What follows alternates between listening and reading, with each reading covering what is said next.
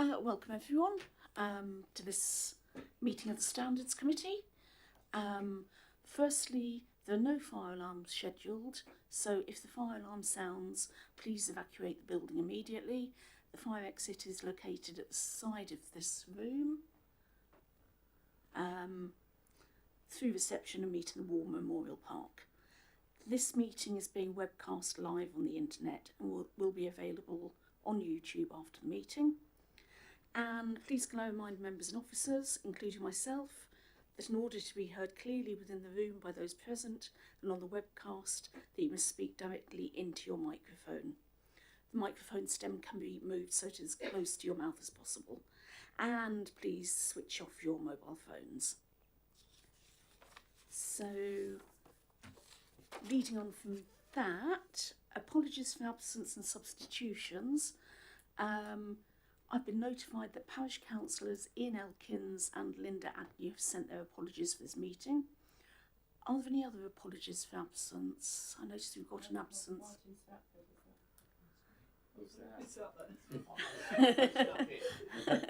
Sent his apologies, but then turned up, which is nice. I adjusted my priorities.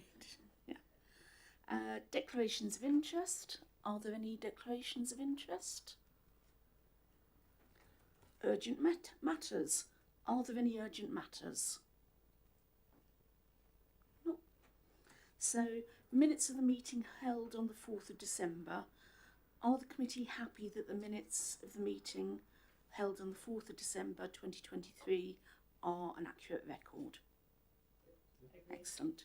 I will now sign them. And leading on then to the main item of the meeting, the probity and planning review. So I'll hand over to Fiona. Bring Councillor Taylor forward. Oh, yeah. Yeah, would you like to come forward?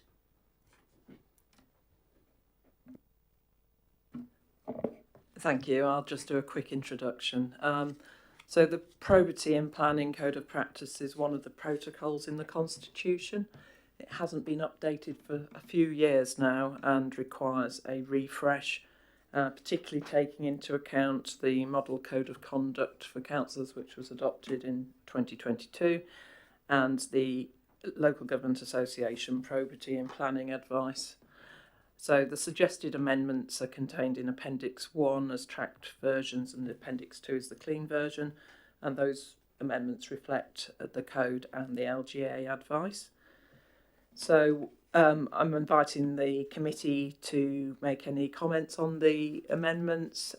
It is only the start of a process, so once this committee has reviewed the document, it will go to the planning officers and DC members, and eventually it'll get to the Constitution Working Group, who will consider everybody's comments and decide what they wish to put forward for approval by council. So, as I say, in the first instance, seeking the views and suggestions on the document from this committee. Thank you. Right, I'd like to start by inviting Speaker Councillor Diane Taylor to speak on the item. Thank you very much. You do have 4 minutes to speak, but we'll see how it goes. They're not queuing up, are they? Yeah, okay, so I appreciate this is slightly unusual for you to have a speaker, but I know you're asked to feed your comments on all this, so this is like the first step.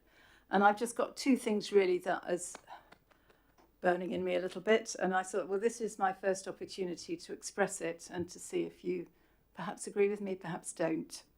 So I just want to express a couple of concerns I've got as I read the probity and planning document. The first one is about a new meeting in the planning process that has come to my notice quite recently. I understand that following a viewing, there's an informal, unminuted meeting back here at the council offices between members of the viewing panel and officers to discuss the cases just viewed. Now, I was a DC member for 10 years, a few years ago, and we were absolutely so careful not to have any private discussions, even on the bus. As we were travelling around, we would not discuss anything because everything has to be discussed actually at the DC meeting, excuse me, in public, so everyone can hear what we have to say. Now such discussions seem to regularly take place, the ones that we didn't have seem to regularly take place behind closed doors. And they're not mentioned in this Code of Practice document, and I don't think they should take place, to be honest with you, I really don't.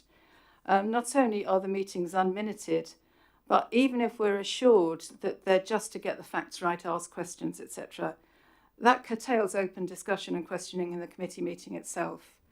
And that's what applicants, objectors, members of the public actually need to hear. They need to hear everything being scrutinised properly and ask questions. And there's a danger that the committee will appear to have produced a fait accompli when they come to it, all because they've had private discussions beforehand. And if I could just also mention, because I think the two are connected, I notice in the Code of Conduct, and I appreciate that this is probably all in line with other people's practices, but it concerns me, that at 12.6, it says that the planning officer should also be given the opportunity to explain the implications of a contrary decision. In other words, if the committee decide to go against the advice of the planning officer, including an assessment of a likely appeal outcome and the chance of a successful award of costs against the council should one be made. I really, really, really don't like that. We're effectively being encouraged to make decisions on the basis of fear of appeal. Our number one constraint should be what is for the good of the residents and the borough within planning policy. And we shouldn't be operating on fear, but on positive conviction about these decisions. Otherwise, we become pathetically risk averse and basically just always veer towards approval. So my thinking is, might be wrong, that such conjectures are made at the private meeting and seek to persuade members to generally approve out of fear of appeal. So really that's my concern. I don't think it's right to have any meeting that isn't even minuted, let alone held in public between officers and members of the viewing panel. And I don't like the extra insertion, which is basically going to be advising members of the Development Control Committee to make their decision based on, oh, what if we have an appeal? This is no good. That can't be the right basis for making decisions. So that's my first concern. I just have one other, but do you want to kind of deal with that one first, or do you want to hear both together?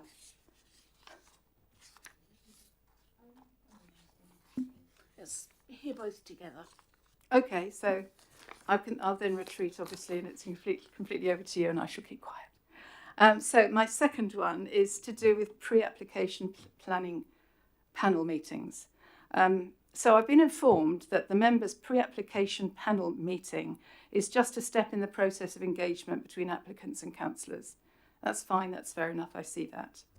However, in my recent experience, these don't always come across as panel meetings, but in the case of such a meeting held in the council chamber by applicants for a large warehouse complex, I don't know if any of you were there, in my ward, approximately 7 weeks before the application was registered, it was simply a presentation. It was a hard sell by the developers to, amongst other councillors, some members of the Development Control Committee.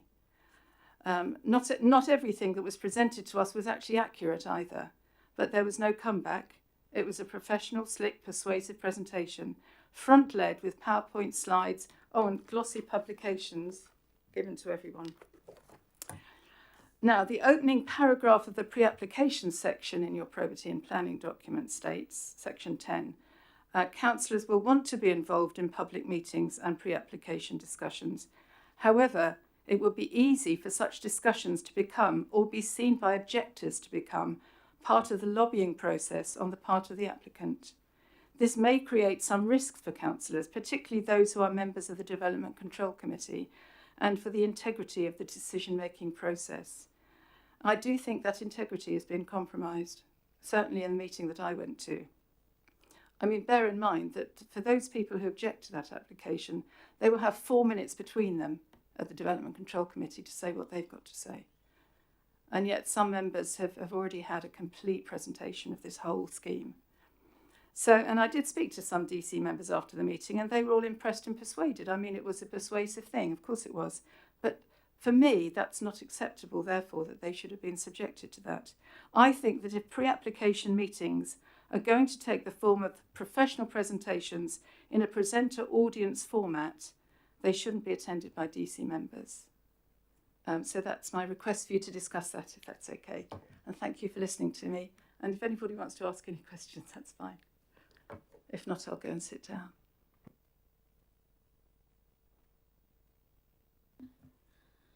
Oh, thanks a lot for that. I'll now pass it over to any comments and questions from members of the committee.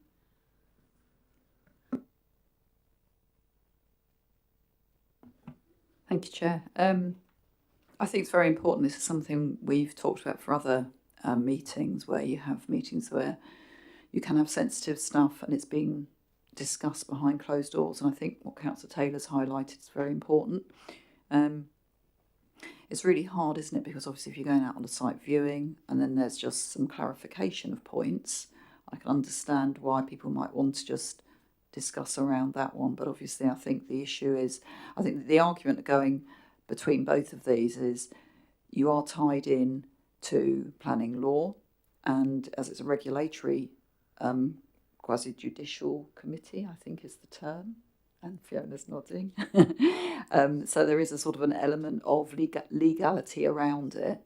So even though you are, there is a potential of being this lobbied and all the rest of it, but I think there is a very valid point to say that if there is discussion around it, and even like with the pre-planning process, which is essentially, it's a presentation, unless you're kind of quite clued up and picked up. I went to another one actually, which was around a sort of the conversion into a sort of, I think they call it build to rent scenario, and that meant it was kind of like sort of saying we're going to have a big block of flats, it's going to be great, it's all community living and all this sort of stuff, and it was very much a sales pitch. So I think that's also something I think that's quite concerning. But I think it's difficult, isn't it? Because you've got to get the facts right. You have got the regulation around it. When I read through this policy document, what do we call it? What really sprang out at me is the fact that there were things in here that I kind of have picked up over time. And I think one of the big issues, and I'm sure Fiona and I'll discuss this at Constitutional Working Group, is around councillor and member training, because I think that's very important. But I do agree that I think we should be very, very wary of having conversations behind closed doors that could potentially sway people's opinion with the best will in the world, because subconsciously we are, we're human beings. That's really all I think my comment.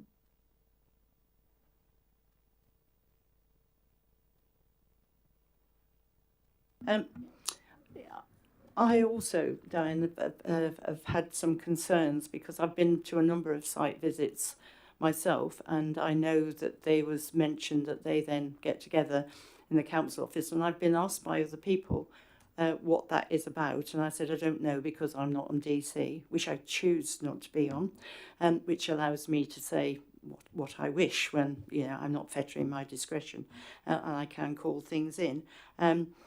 I don't know how long it's been happening, and whether or not there are any strict rules around it. Obviously, there have been some changes of chairman of the DC committee of late. It might be something that obviously when the DC committee consider it, whether or not they think it's valuable and what actually the terms of reference for that meeting is.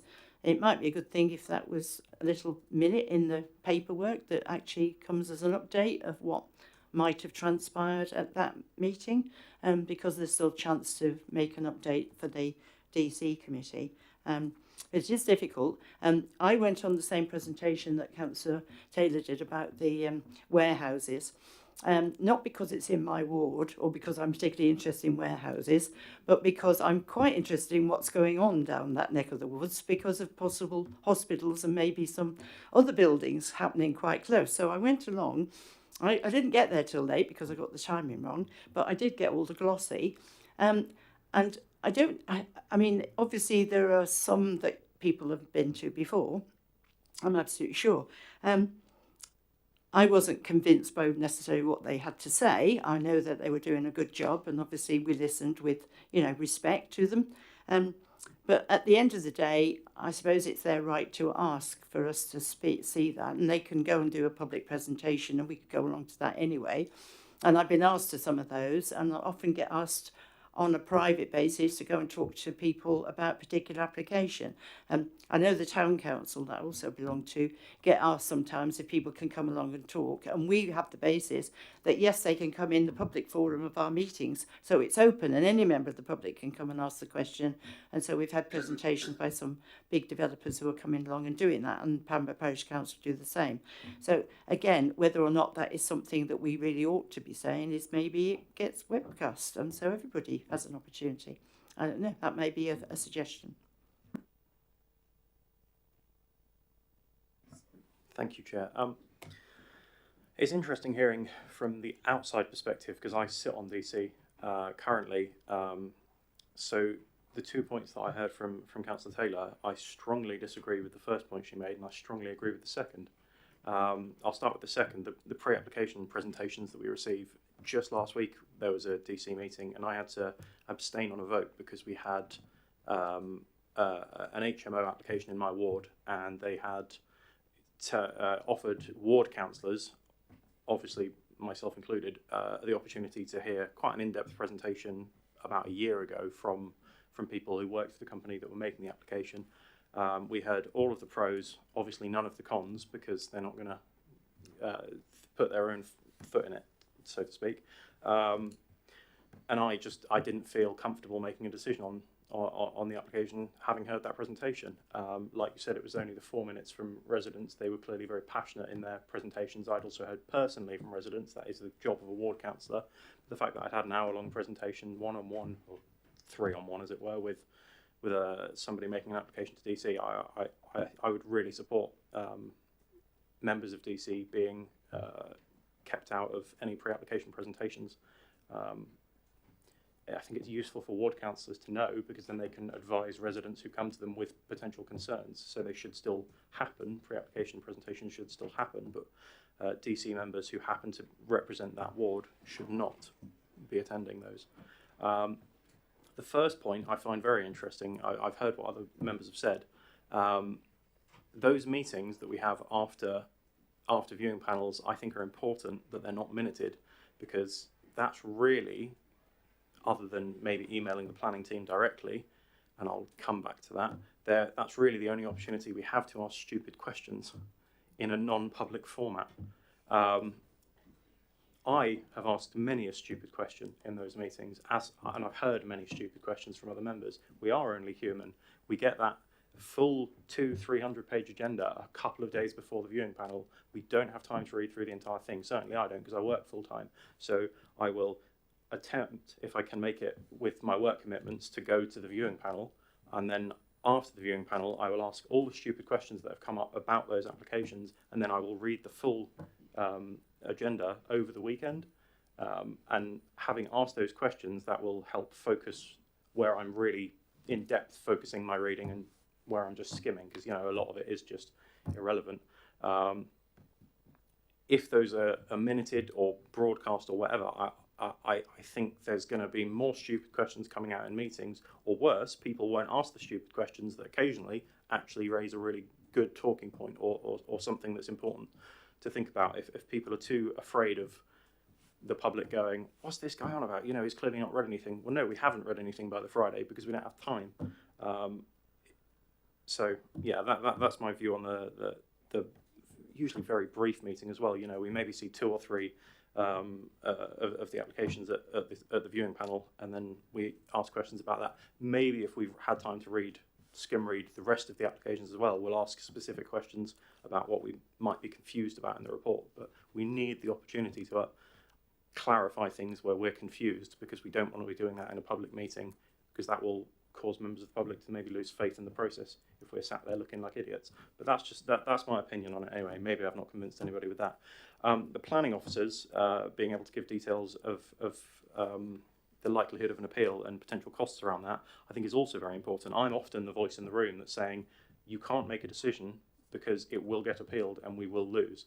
And it's important to have those voices, not just officers. That's why I try to be that voice, because planning is emotional. It gets stated at the start of every meeting by the chair. It's an emotional topic. People are deeply invested in what happens in their local communities. but we are not there to be emotional. We are not there to represent residents in that case. That's why people have time to come along and speak. That's why we have visiting councillors that get to come along and speak, because they get to speak on behalf of their residents. We have to be impartial. And if we're making a poor decision that an officer can explain to us why it's poor and say this is the likelihood of it being appealed and this is what it would cost, that's not a threat in my mind, at least. It's a really important piece of information that may bring us back from the brink of making a decision not based on planning law, not based on what is in the local plan and what is in the MPPF. And those decisions get made more than they should, sadly, because it is emotive. We are human, so we don't necessarily always make the best decision. You know, we've come close to having our actually, I'm not sure I'm allowed to say that. We have issues with the number of appeals that we lose, let's put it that way, as a council. And we certainly, in the next period of time, year or two, we need to be making as few wrong decisions as possible.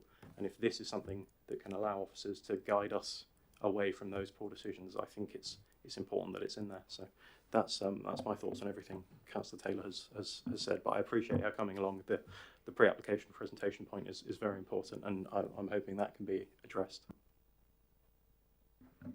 Oh, sorry. I'm a bit of an outsider in this, but I've been involved with councillors who have been on DC on many occasions, and there is a very significant fear of predetermination. Does that situation still exist? Because that is critical in terms of whether having a chat on the bus or whether having a presentation a month before, a year before, or influence by the applicant is really important. So I think that's the first point I have there. So predetermination is an issue. So perhaps if we take that one, I might come back later. Fiona, can you give a... So, I mean, predetermination is an issue for DC members. It always is, and you know they, in my opinion, always seek appropriate advice, or many of them seek appropriate advice on that. It's all about having an open mind and not closing your mind. So, so in any of these discussions that might take place, DC members need to be very careful about what they say and in those meetings.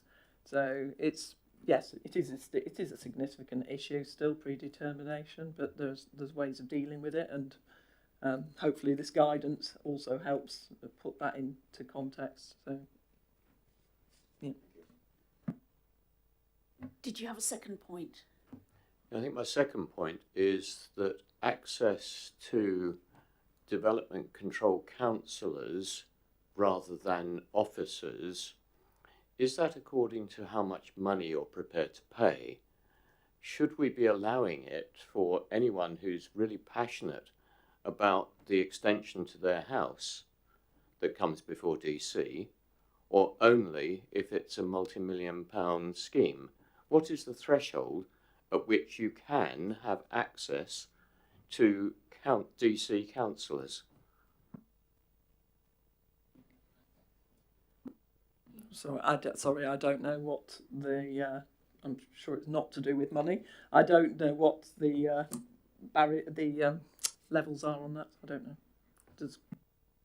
So are you talking about having your case seen at DC instead of under delegated powers, or because we receive emails from anybody can email us, anybody can phone us because our details are public, and similarly coming to DC, it's not about money, it's about either it gets called in by a councillor who represents the ward, so they say I have a concern about this application one way or the other, or it's the number of objections that it receives. So if it gets lots of letters of support, it won't come to DC. But if I think it's only 3 or 4, it's really not that many. You only need 3 or 4 individuals to complain, and it will come to DC. So it's not a decision made by officers at that point. But there's no money involved. I can assure you.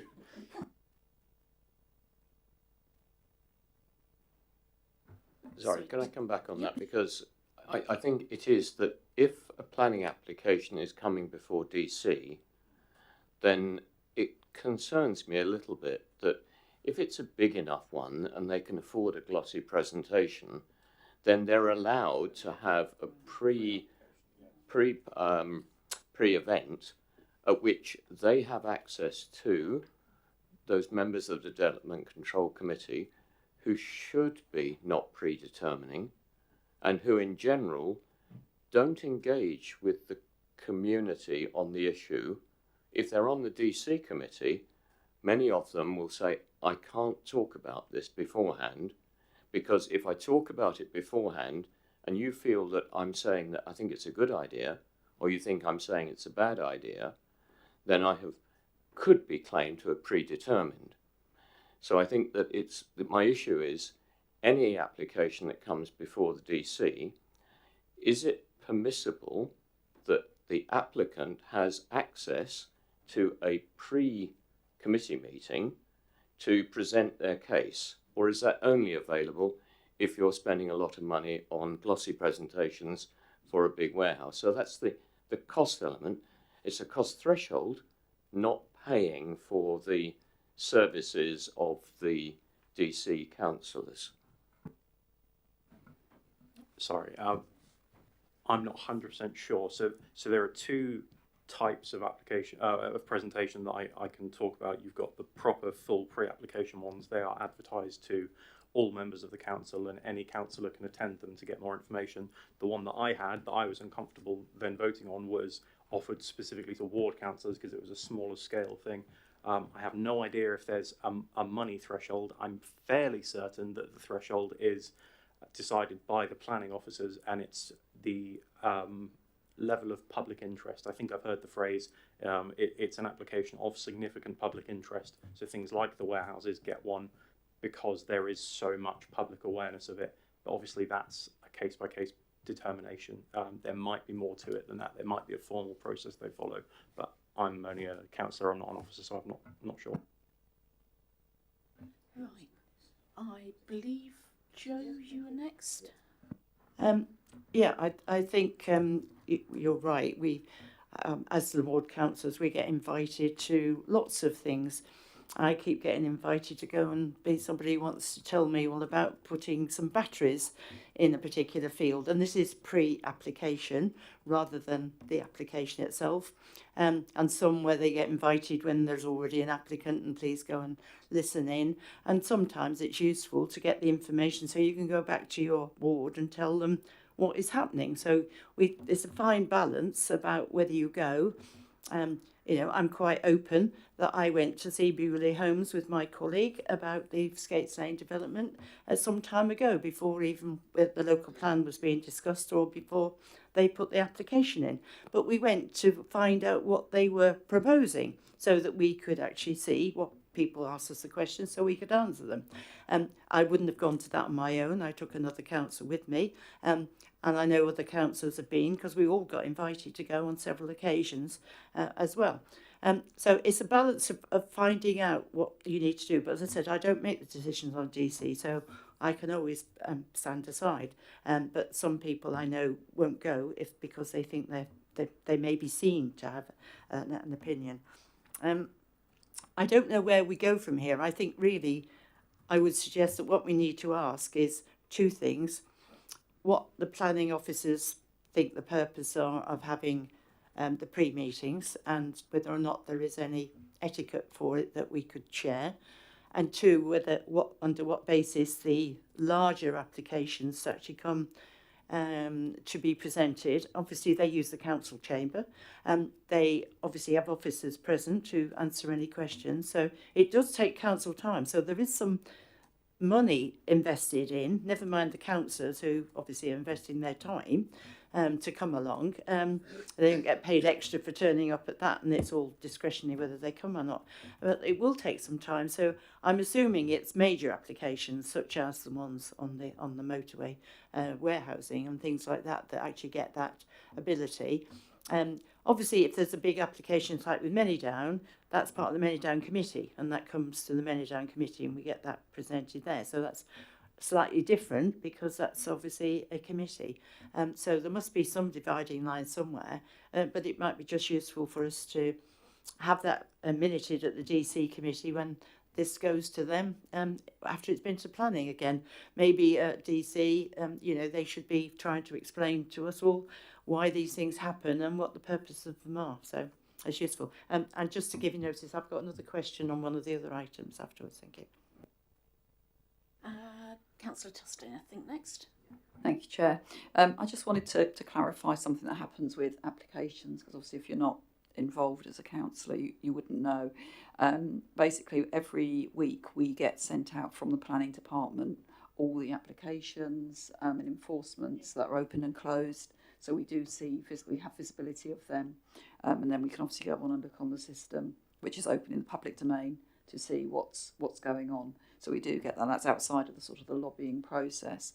I think thinking about these presentations, and I think there's two questions. Number one is about getting a balanced view on things. And I think one thing that potentially could be considered is that if they are going to come in and do a pre-presentation, and this obviously might, it'll either deter some of them or it might make them consider how they pitch things, but that potentially should be open to the public rather than just members, and if it's in the council chambers, and whether that's through just being broadcast, so then it becomes very much in the public domain.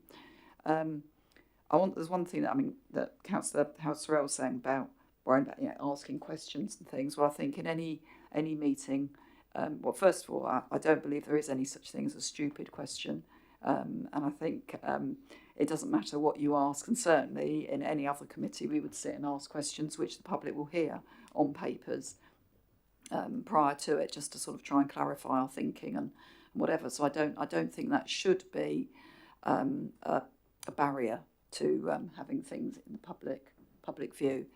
So I think that's quite important as well. But I take it on what you say, Mike, because some papers we get are in some other meetings as well are very big, and it's very hard to get to read them all, and planning doesn't do it. there was a point you said that actually made me a little bit more concerned, was the fact that you felt after having the questions and answer session, then it meant you would then choose which bits you read. Now that to me actually I think could be more concerning, because then sometimes it means you can miss things, because if the officers are more predisposed to making sure we get things through, because obviously there's targets to be met, performance measures to be met on that could mean that we could actually end up having a slight bias there unintentionally. So I think that's something to bear in mind, thinking about that. But I think some way of getting this in the public domain and having a balanced audience might be a way forward, possibly. And then Francesca, please. Obviously, this is completely out of my sphere of experience, but it does seem to me that the whole planning process is fraught with landmines at every step, and if we can remove those as best we can, that's got to be correct in the spirit of openness and transparency. I agree there is no such thing as a stupid question. However, it perhaps is good that everybody hears those questions, because sometimes in hearing the question, hearing the concerns, but then hearing the answer, it can also help open up the processes to everybody, and a better understanding of why decisions have been made may come out of that. So I do prefer the idea of everything being open and transparent. That being said, there are going to be technical questions that perhaps could be documented and put out, so that again it's all part of that transparent process, that where technical questions have been asked and answered, then they're also out in the public domain. So that's my point there. In terms of the pre-application, I cannot see how anyone, whether they are or they're not, that you could suggest that someone who's been to one of these glossy presentations can be seen to be not predisposed, and I think that's the difference. You want to have the value there, but you want to be seen to be promoting that value as well.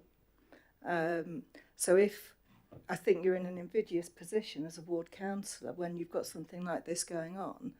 You either have to step back from DC in order to best support your residents, or you have to not be part of that process in order to be completely impartial as part of the DC, and I think that would be a good thing to explore there. On this subject of the planning officer should be given the opportunity to explain the implications, I absolutely agree. The planning officer must outline the implications of decisions, both decisions that are being taken against the planning framework, where again the members may be veering off-piste or maybe moving into an area of law that they shouldn't be moving into, and certainly the implications of decisions need to be made again openly and transparently, so that everyone who's party to those decisions and everyone witnessing them can understand how those decisions came about. If anyone feels that they're unable to make a decision because the implications are so grave, then maybe they should be recusing themselves in the first place. Thank you. Joe, you had another question, didn't you? Do you want to do it next or right? Yep. Yep. Thank you, Chair. I feel I should clarify. I do read the entire paper. When I say stupid question, what I'm referring to is something like how far away is one building from another, for example. Stupid in the sense that it's not important for any sort of bias or anything. It's just a technical understanding, like you said, for our technical questions that are important. When I said focusing more on certain sections versus skim reading, you do skim read certain sections. For example, lots of consultations go out to different entities, and they will give you an initial response and then maybe an updated response and then a final response. If their final response is no concern, then you don't really need to read the initial considerations. But sometimes you'll have a concern, you'll ask a question, and then an officer will tell you, oh, actually that was initially brought up in their initial response, and then as a result of that initial response, the applicant has updated the application to allay those concerns, basically. So it's important that we can ask questions that might have already been accounted for, but we don't necessarily want to be reading through lots and lots of information to then at the end of it say, and now none of this is relevant anymore. Like, all of these concerns have been addressed. So that was all I meant by skim reading versus not skim reading. And yeah, there are even more stupid questions than that. I can't think of any right now, but occasionally you will just come out with something and you'll get a look from the planning officer and they'll go, what are you on about? So it's I do see both sides of it. You have both made some very good points. So I think having that informal ability to ask just the really basic things and then be pointed to where the information might be in the report is quite useful for your own ability to process through and understand hundreds of pages potentially. So yeah. So shall I briefly summarise what I understand from this discussion? And if anyone thinks I've got it completely wrong, please correct me. That I think what we're asked to do is to review and add comments, and I'm getting the feeling that there are some additional comments from this committee, especially regarding the pre-application meetings and whether it is or isn't appropriate for councillors who are on the planning committee to attend those. Is that broadly? And I think what the point I was making as well is whether those meetings should be open. So basically it's kind of like you've got a situation where if you've got the person that's the one that's proposing, everybody that could have an interest in it should be able to potentially attend, whether it's via virtual, by being able to watch in. Because then also when you have DC committee, that's also open. It's where people will tend to be coming along more likely to object. So that way you then get the balanced view, and then people can then get a sort of a good, a sort of full picture of everything. And I think it's about that transparency. I think the transparency was also very important that most people have talked about. Great, so perhaps we can add a comment regarding that. I'd also overheard a couple of people mention the issue of training and the importance of training, and I don't know whether it's appropriate for us to perhaps, is this the right place to put that concern, or is there another way that we could feed it back? You can certainly do it through this process. I just say there is mandatory training for members on DC and the reserves. So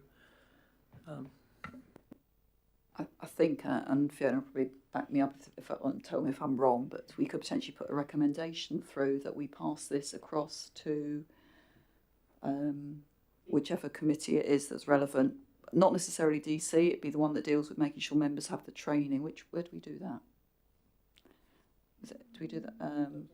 To go to Democratic Services perhaps to make sure that we get the planning probity training that all members do, because I think there is something also in this document which we haven't really touched on, talking about how all members within wards, even if they're not on DC, need to be aware of this stuff and how important it is. And second, there is some discussion and concern regarding the post-site visit meetings with councillors and officers.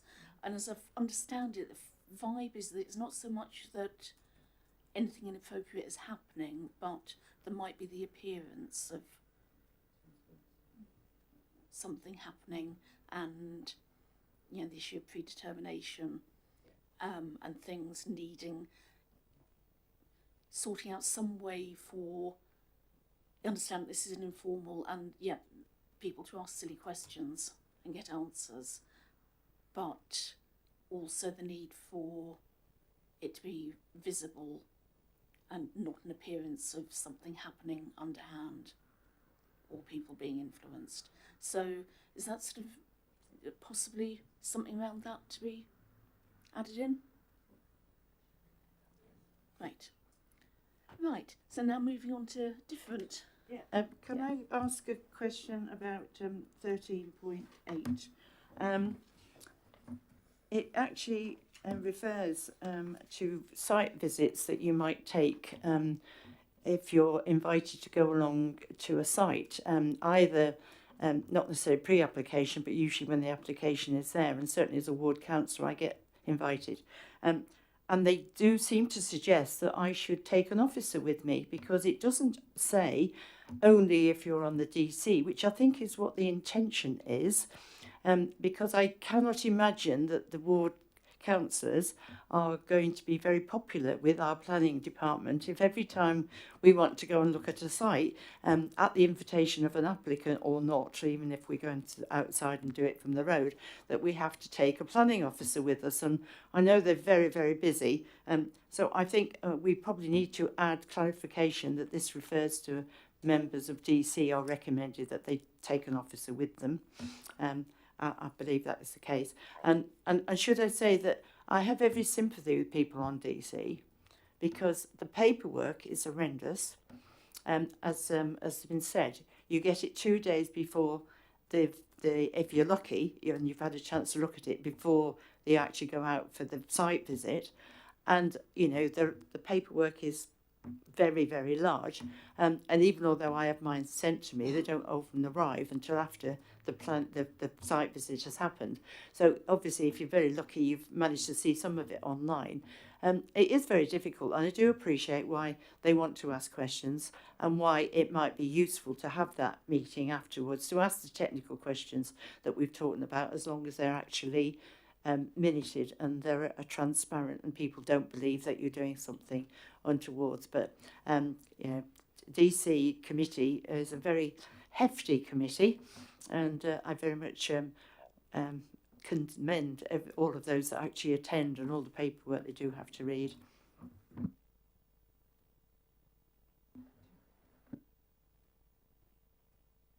Just a question around this. Is there a particular reason that you only get the paperwork a couple of days before?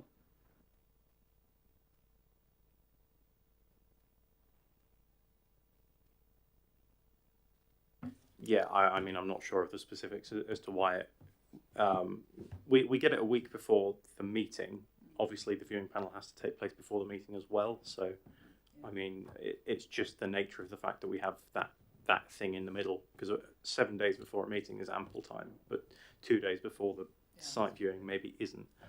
You occasionally get it a bit earlier, but I think obviously they have to make sure everything's absolutely finalised and so on. And yeah, we get an update the day before anyway, or the day of. In fact, it's like 3 p.m. we get an update sent out. I'm sure we're all familiar with that from main council meetings as well. So, yeah.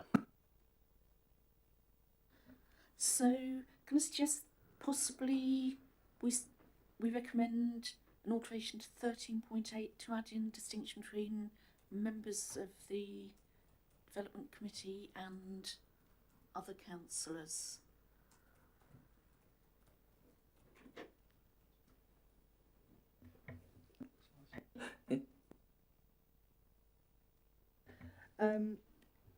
I didn't get from this that you were expected to visit with an officer. Is that implied in that, or is on 13.8? To my mind, it's just saying if you do go along, you're going as a member of the public, and you have no rights to enter the private property, which I think is correct. If you are I think if you're a DC member, you should definitely be accompanied, and or certainly you shouldn't enter the site by yourself. But whether that should be an officer, I didn't get the impression that it was that the expectation here would be that an officer would be visiting, because I think that puts a lot of pressure on the officers.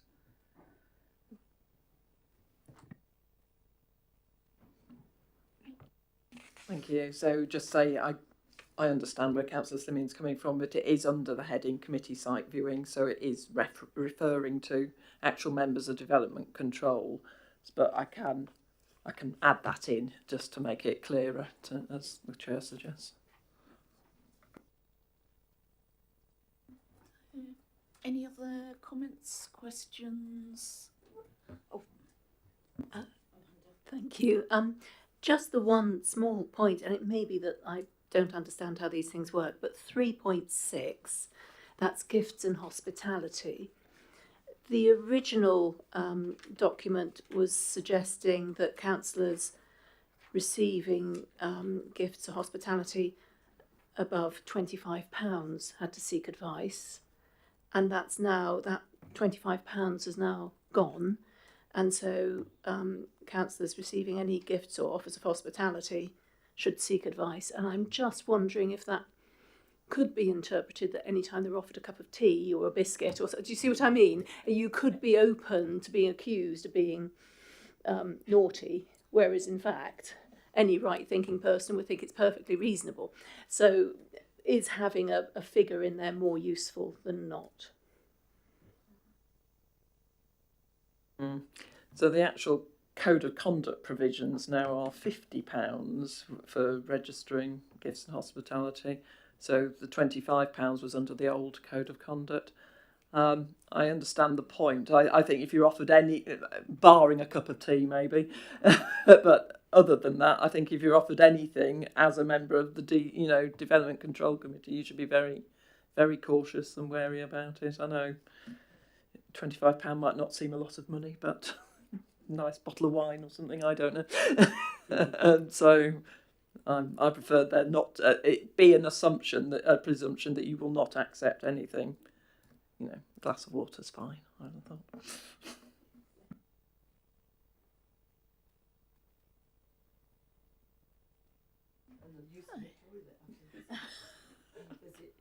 yes. So, any other comments, questions, suggestions? In that case, oh, sorry. I was just thinking about this issue about the sort of the glossy presentation and stuff, and whether there should be any consideration about whether that can actually infer any bias and whether we could have anything in there, because obviously depending if you have got a big company coming in doing something, and I personally think also that we shouldn't underestimate the fact that people can read between the lines, and it also is a way that if somebody is trying to promote something and they're doing it with their best will, that it could actually be something that will actually benefit people, and everyone aren't all crooks, doing these things. So I think that's also to be fair. But if they obviously do have a chance to give something, whether we can have any sort of kind of way of there's sort of some way of measuring and judging the level of what they're doing, to think this is actually a little bit, too much of a glossy, and is it really fair and impartial? Whether that gets reviewed before even the material that's going to be presented, I don't know. I mean, that was just a thought. It's interesting. It'd be very hard to quantify it, wouldn't it? But Yeah, I agree. Every time I've been stood for election, as soon as you get your name on the nomination paper, you get some organisation sending you some glossy stuff in the post, asking you if you get elected, support this, that and the other. And we all get, emails every day inviting us to join this organisation or support this thing and whatever, and it gets to a point where you just have to be a bit more circumspect and think, well, yeah, this is of interest to me because it's my ward and therefore I might get involved with it, but in other things I might be interested nationally. But it's very difficult to quantify what lobbying, because that's what it is, it's lobbying. I mean, they're lobbying people to try and persuade you to support what they're doing, and obviously some things will trigger something in your own mind that makes you think, well, that might be quite a good idea, I might find out some more. But again, I mean, it's very difficult because you only have, as has been said, at that meeting, when you have people opposing and people supporting, you have a very limited time to actually put your case forward, whether you're for or against something. So people are inclined to try and lobby you before and after.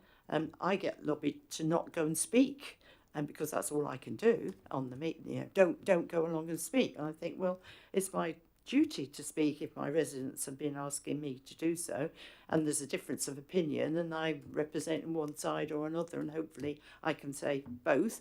And then if I've got a personal opinion, obviously I can give that. So it's quite a difficult thing to quantify how far you go and where you stop. So I think perhaps it just needs to be something of a guidance of the sorts of things that we might find difficult. And perhaps the Planning DC Committee can determine that for us. so, Francesca. Am I right in thinking that the whatever you call it, the thing that happens before it actually, the pre-planning, and all of that process which involves anyone, members of the public, etc., is also seen as part of the consultation process, and which is statutory anyway. And my experience of these things are that, yes, they're very glossy, very pretty. Ask a pertinent question, you never get a straight answer. You rarely get facts. You get a lot of jam tomorrow. And, based on those, everyone would say, oh, that looks great, wouldn't that be a good idea? But the reality is always very different. Personally, I'd like to see the proposers only coming to consultation when they can answer 50% of the questions with facts, backed up with fully costed plans.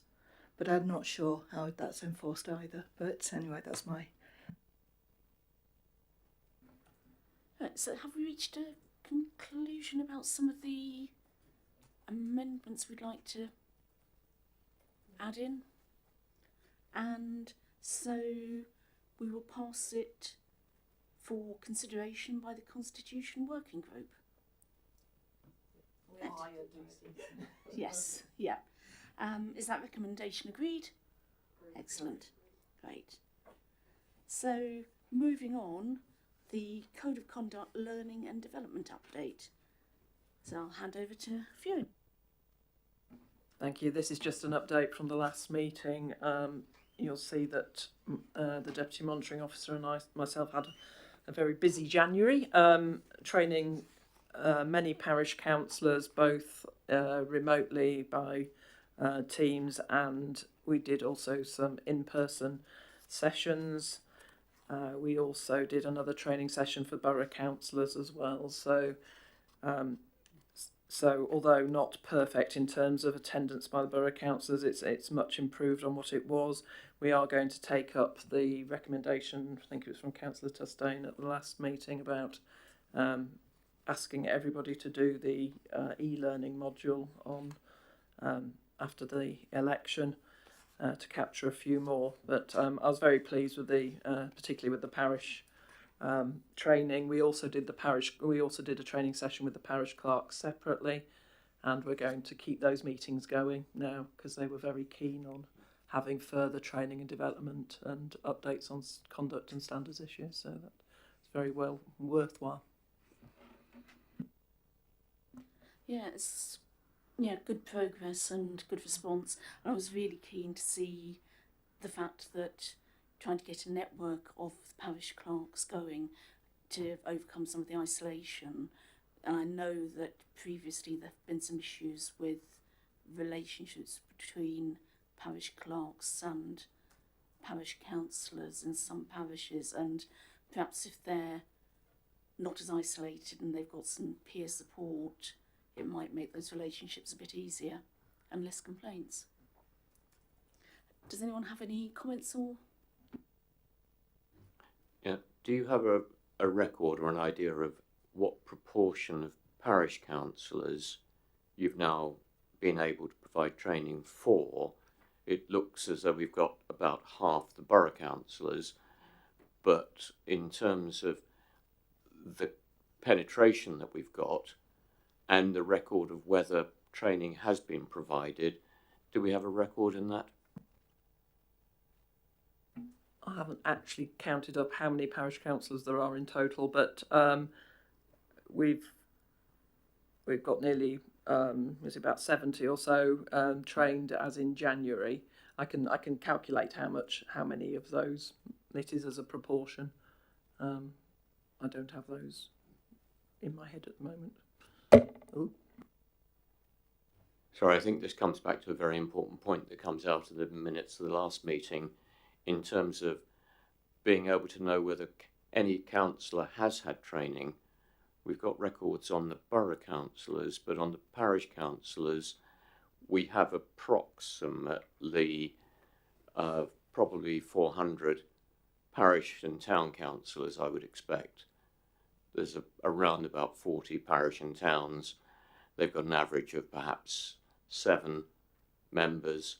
So it gives us quite a large number, and therefore the number of people that you know that you've provided training for is a very small proportion. The e-learning module was another one that comes up from the last meeting. Is there an appropriate e-learning module for parish councillors in civility and code of conduct? Yeah, so firstly I should say I've got the names of all those that attended the meetings I did. The clerks for the parish councils where we went in person should have the names of those attendees. That in a previous committee report, I don't think it was the last one, it was the one before last, I did make reference to the parish e-learning module. I think it means the parish council has to have signed up to a certain organisation to get it, and I can't remember the details right off the top of my head, but there is one specifically for parishes. Sorry, it's a bit of ping pong. I'd also like to share that there is the National Association of Local Councils and the Society of Local Council Clerks, and another organisation whose initials I don't know, have created a civility and respect pledge, which is something that parish and town councils are being encouraged to sign up to. And an essential portion of that is to take appropriate training. So I believe that there is some training which is e-learning which is becoming part of that, which is available through the National Association. It's available through some county associations, but not the Hampshire Association. So I think the key element here in terms of transparency is of the councillors to identify how many have completed e-learning, or better still, the face-to-face learning, I think is a really important point.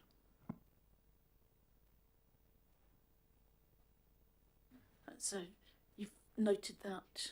Yep. Any other? Oh, sorry. Sorry, I think it's more important than noting. It was noted at the last meeting. It was noted at the meeting before. I believe it was noted at the meeting before that.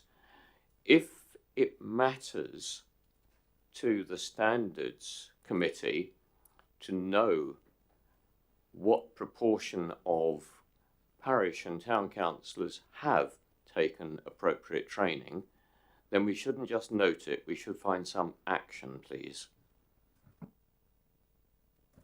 Right. So. Yeah, it was certainly mentioned about this, joining, making the pledge and whatever. I did ask at our council, because we haven't done it, and I did ask whether we should. We have adopted the Code of Conduct and whatever, so it is the borough's Code of Conduct, so I think it was felt, and we were the first to adopt it, by the way, even before the borough did, but that's by the by. So it was felt that we perhaps didn't need to at that time. It would be interesting to know whether people have gone down that route instead of the route that we've got. And we won't know that without asking the clerk. So obviously if the clerks are all getting together, this might be a point of discussion about how we could actually find that information, whether they are going in other ways to do their training.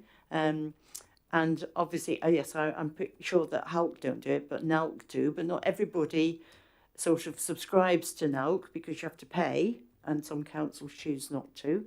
So it might be that some councils are going that route and not going through ours. I suppose the only way that we'll sometimes find out is if there's a complaint and they can turn around and say they haven't had the training, so which is not an excuse, but obviously there may be some areas where it would be helpful. I think it's going to be quite difficult because if individual councils go along a route, obviously they might not necessarily have told everybody about it. So be interesting to see if there's some form of message that can go out through perhaps to all the councils, because I think you've got all the clerks' emails, asking them if they could collect some information from their councillors about how they felt about this. I presume you have some sort of feedback on what they thought about the training. And maybe in there you could say, did you do anything else? And perhaps that would be something that we could collate together with not too much of a problem. Obviously, if clerks don't respond, yeah, there's not much we can do about that, but at least we could ask. So, would you think that's a good way forward, that we'll actually get some information gathering via the parish clerks? Yeah? Yes, certainly I can ask them to provide that. Just to say on the civility and respect pledge, it was part of the training that I did. It got mixed reception. I understand only one, I think it's Whitchurch Town Council is the only parish town council in this borough who's adopted it. That's what I was informed by the clerks that were present on my meeting. Just a question. Fiona, can you clarify what our jurisdiction is over parish council? Because I recall, I think at the last meeting, we don't have much of a control over them. So even though we provide, is this not right? We provide the training and offer, and we're taking the horse to water, basically, I think is the... Sorry, yes. So my only remit is in relation to conduct matters. So technically, it is only to investigate complaints that are made. So we've offered the training because it helps everybody, including ourselves and the parishes. But some of the responsibility has to go back to the parish and town councils to make sure that they're trained appropriately. But I can certainly ask the clerks to see if any people have done the e-learning module rather than come to the session. I will be doing a wash-up session as well because omitted a parish council in error. So I will be doing a follow-up and we'll offer that out again. So hopefully that might attract a few more people, a few more attendees.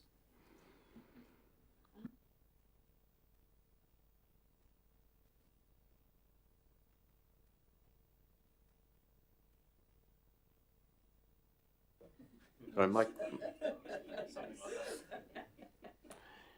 my question was that on a previous occasion we'd asked whether the record of training could be maintained with the councillors' declarations of interest by the electoral group. They maintain a record, so councillors had to declare what land they own or what its declarations of interest. I'm sure Joe will tell us more clearly what it is. I just recognise it as something which there is a record that has to be kept of every parish and town councillor that is maintained by the borough. And I think we did ask the question as to whether they would be prepared to keep a record of whether particular councillors had had training or whether that was an inappropriate use of the borough's facilities. Hi, Fiona? We certainly can do it for the borough councillors, and we will be doing it for borough councillors. It's a very tall order to do it for all the parish and town councils, I would suggest. But if they want to do it, we can try and accommodate it. I just don't want to promise, in effect, because it requires a huge resource to put all the parish councillors on there and to chase them. Because with the register of interest, it's a statutory requirement, so we have to do that and we chase them. But if it involved all of the code of conduct training as well, it's rather a heavy resourced issue. Right, any... Oh. Could I ask him, when you fill the code of conduct, register of interest, etc. form, it might be, and you're supposed to do it obviously when you're elected, but if there's any changes, it might be a tick box at the bottom and say, have you ever had any training? If so, what was it? Yeah, on the form. It would be, either for them to fill in or not, whichever they choose, but there's no mandatory requirements. Obviously, as we said, the Borough Council, we can keep the records of that because obviously they come for the training with us. But obviously for the parishes, it's quite difficult. And, you are going to get people who choose not to even tell you if they've had the training, never mind anything else. I mean, filling the code of conduct at the time when it was first introduced, I mean, the number of parish councillors that resigned over the fact that they even got to declare any interest at all was quite considerable at the time, as I recall. And it obviously hasn't proved to be the case, but people thought, I don't know what they thought was going to happen to them. But obviously in some parishes it's quite emotive if you declare you own a piece of land and people find out because they go, look, but you can apply to have that removed from your stuff because there's a potential issue. So I think the fact that we've done that and got that far, new councillors shouldn't really be having the same problem. So maybe they'd be happy to tick the box. Yeah, so can we have that as a... Yeah. Right. If there are no more questions or comments, then does the committee agree to note the contents of the report, which I think is all we're required to do? Right. Yeah, with the amendments. So moving on to the draft annual report of the Standards Committee. Seems to come around quickly, doesn't it? So this is the first consideration of the draft report for this financial year. It eventually gets to council in July, so there's a bit of time to make amends. You'll see that I've left the recruitment process vague at the moment because we're just going through that. We're just trying to sort out some dates for interviews. So that can be amended at some point. So it can come back. If you need it to come back, it can come back to the June meeting, or I can just take away any comments and update it as appropriate. Oh, the complaints table, the numbers in there may change slightly as well. Hey, any comments, questions, clarification? Obviously, there will be some amendments. I will no longer be here, and we'll have a new chair. Hopefully, Amanda, if we haven't frightened her off. No, I've finished my term of office. Well, I've actually. Can you not come back as something? Unfortunately not. No. I've done over my 4 years, so I have to go. So, on that note, does the committee agree to approve subject to any amendments? And recommend presentation subject to amendments of the annual report to Council for consideration? Right. So moving on to complaints update report. Yes, committee will see that we've only had 2 complaints since the last meeting. One's been dealt with, and one we're still waiting to see if the person wishes to proceed with it. So nicely, it's still quite light at the moment, but nothing more to say on it really. Any comments on that? So, yep. So note progress on the complaints received, and moving on to the work programme for the next year. It is, as it often is, it's looking quite light after the next meeting. So my suggestion would be, if anyone's got anything they think should be added, or thinks of anything that should be added, hopefully flesh it out for the rest of the year. So any questions, comments, ideas to go on it? So note and review. So moving on, exclusion of the press and public, if we have any remaining items that are likely to involve the disclosure of exempt or confidential information. Do we have any? We don't have any. So I declare this meeting.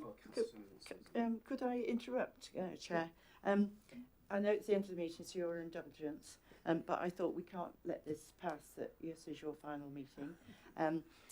She thought she was going to be going in March, but now she's got to April, so if there are any more complaints, she's still in the seat till then. But I'd certainly like to thank you for your time. Yes, you even extended for another year to give us an opportunity to recruit some more people. And you've been one of the people that's actually attended most of the meetings that I've been along to over the last time. So you've certainly given us a great deal of your time and effort, and as in your role before you were chair, obviously on the committee as well. So I'd like formally to minute our thanks to you, if you all agree, and that obviously when we come to do the annual report, that we do say that we wish you well in whatever you do in the future, and thank you for your time and your effort. But obviously there are rules about how long you can do it, and you've exceeded those. With a slight exemption, we're allowed to take a little while extra. But I certainly would like to thank you, and thank you for your time. Thank you, Verity.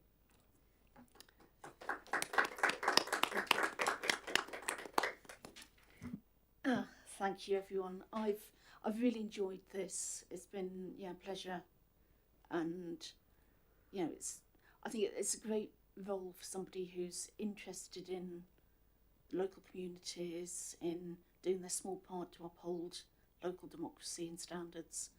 And it's been a fascinating, wonderful learning experience. And I know that I'm handing over to Amanda, who will be excellent as chair.